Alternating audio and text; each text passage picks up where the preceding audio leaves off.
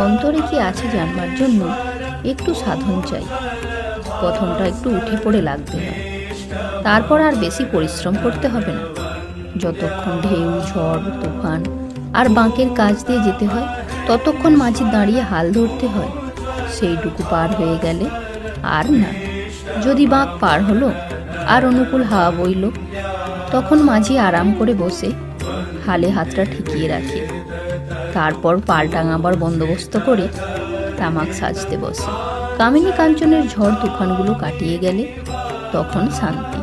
কারো কারো যোগীর লক্ষণ দেখা যায়, কিন্তু তাদেরও সাবধান হওয়া উচিত। কামিনী কাঞ্চনই যোগীর ব্যাঘাত করে, যোগ ভ্রষ্ট হয়ে সংসারে এসে পড়ে।